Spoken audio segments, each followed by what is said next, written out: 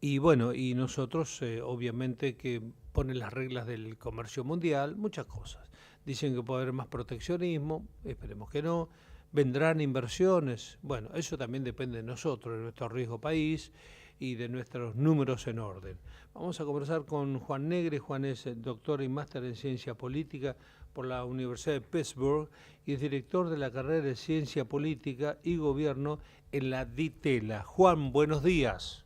¿Qué tal? Buen día, Oscar. Un gusto saludarlo. Bueno, igualmente Juan, primera mirada a pocas horas de esta noticia. Bueno, lo primero es que no es un triunfo sorpresivo, no es una sorpresa. En la previa, la posibilidad de que Trump ganara era muy cierta, era muy alta. Llegaba como favorito, creo yo. Sí, me da la impresión de que casi todos esperaban y esperábamos una elección un poco más cerrada en algunos estados.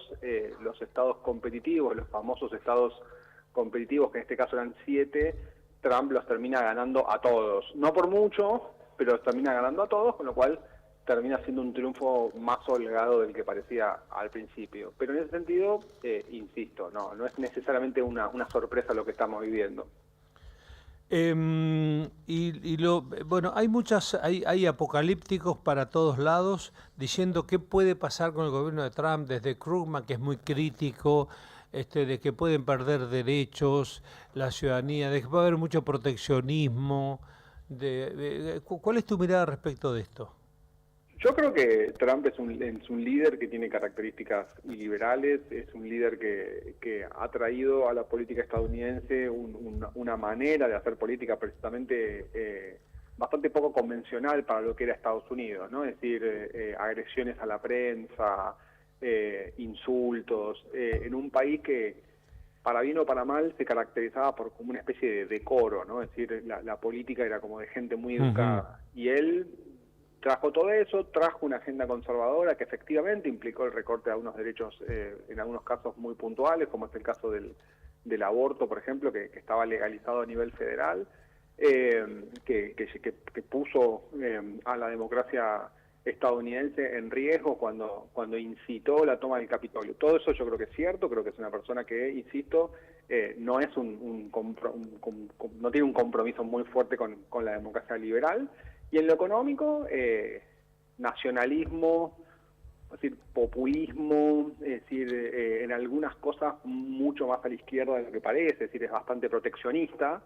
Y habrá que ver, digo, yo no creo que tenga éxito en revertir lo que él ve como la decadencia americana, porque creo que esas son cosas más profundas, pero bueno, la verdad es que tiene el Congreso a favor, así que habrá que estar atentos a algunas de esas cosas.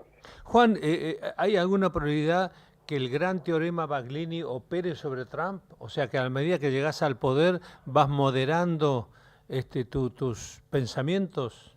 Bueno, lo interesante de Trump es que ya estuvo en el cargo, ¿no? Es decir, es la primera vez desde el siglo XIX que hay un presidente que gobierna 2 mandatos, pero no consecutivos, así que su primer mandato puede ser una buena señal de eso. Y lo que vemos efectivamente, es un presidente que después le costó mantener algunas de sus propuestas, en algunos casos por moderación, en algunos casos porque después algunas de esas propuestas eran muy difíciles de cumplir, por ejemplo, el famoso muro contra los inmigrantes.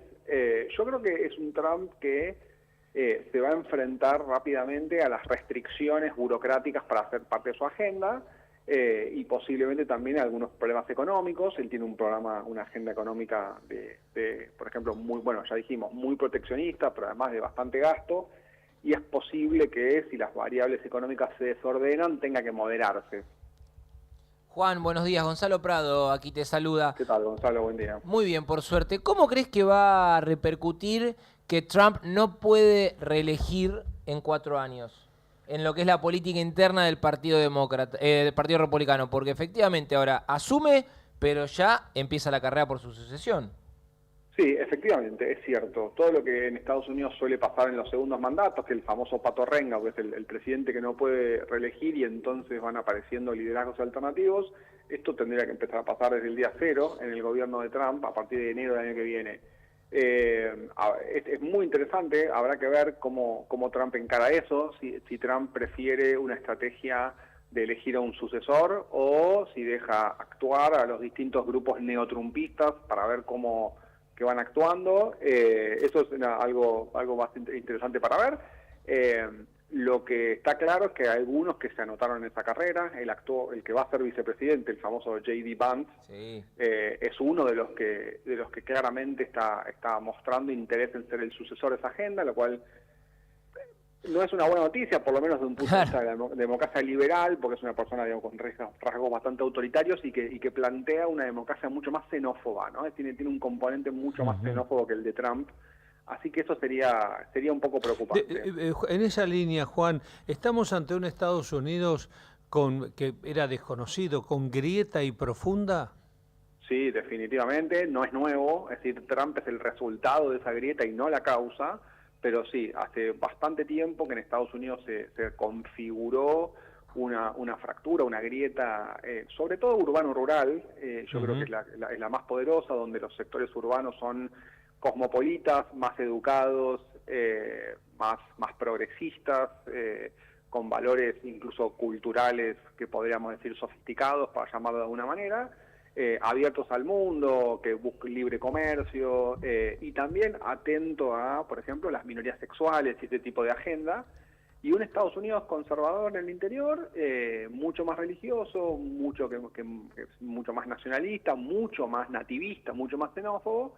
Algunos de sus sectores rurales en algún momento votaban el Partido Demócrata, pero están claramente alineados con el Partido Republicano, y definitivamente estamos frente a un país que uno podría llamar polarizado. Porque Ahora, además, agrego solamente una cosita, Trump no arrasa. Si nosotros vemos los porcentajes de voto popular, si bien es verdad que ganó los 7 estados que decíamos, no es que saca el 70% de los votos. Es decir, Estados Unidos es un país que está muy parejo, ¿no? Es decir, en 2020 perdió Trump. En 2016 Trump no saca la mayoría de los votos, gana pero no saca la mayoría de los votos, Claro. y en 2020 pierde. Es decir, que lo que quiero decir con esto es... Sí, y no ahora es creo que invencible. podemos hacer 52-48, por poner un número. sí, no. Claro, no es invencible, eso es lo que quiero decir, ¿no? Ahora, Juan, y perdón si te pido que seas breve por el tiempo que nos queda, que acá me mira el cholo.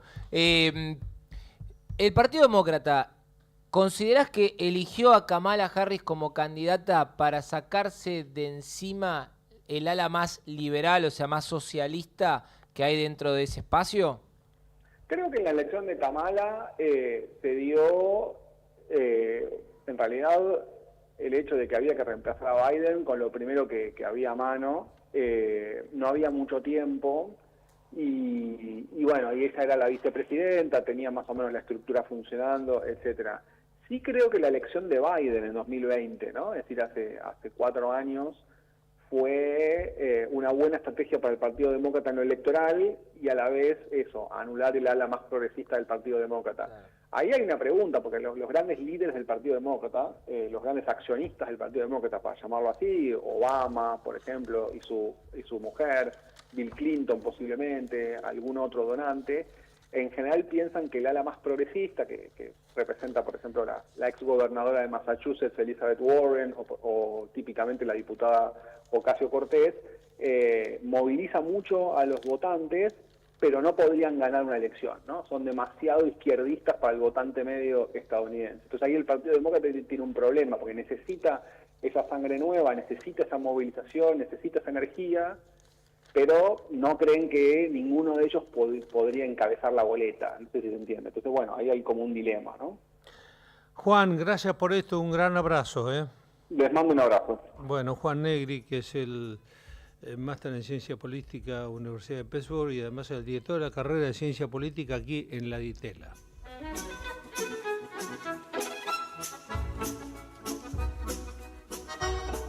Estamos yendo a la señal de las 10:30 de la mañana, pan casero nacional exactamente. La temperatura... 20 grados 5. 25. Lindo, qué lindo. Firmo. Muy lindo. Y bajó la humedad, así que vamos mejorando cada vez más el día, te digo. 69. Bueno, allí está la señal de las 10:30 de la mañana, como decía, aquí en Pan Casero Nacional.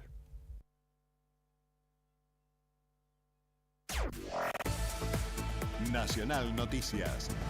El país en una sola radio.